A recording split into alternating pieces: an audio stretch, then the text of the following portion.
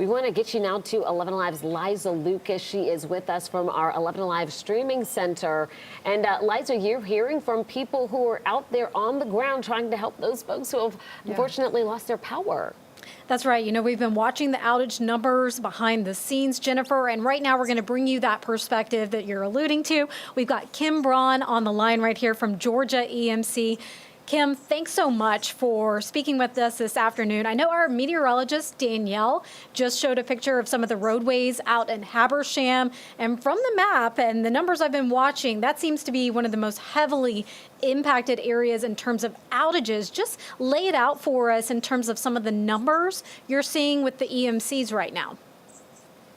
Well, absolutely. Thank you so much for having me on. We definitely are experiencing outages in that northeast Georgia quadrant of the state, as expected with the ice accumulation that was anticipated in those areas. Right now, we have about 17,500 outages statewide.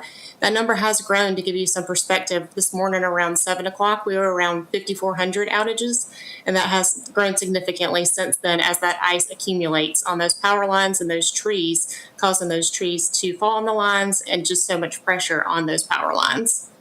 Do you find that the crews at this point are still able to get out and make repairs, or are they having to hold back in particular areas and kind of wait for conditions to improve?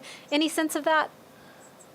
It's a combination of both. Crews definitely are only going to go out if it's safe to do so, depending on the area they're in. If it's safe, they are doing damage assessments and they are making repairs where possible. They've got chainsaw crews out as well, cutting trees and limbs and clearing the way for repairs to be made. But yes, damage assessments and restorations underway. Real quick, Kim, I know you wanted to talk about generator safety, particularly since the crews are out. Can you just give us some advice real fast? Yes, absolutely. Generator safety is very important. Make sure you're hooking up your generators in accordance with manufacturer guidelines.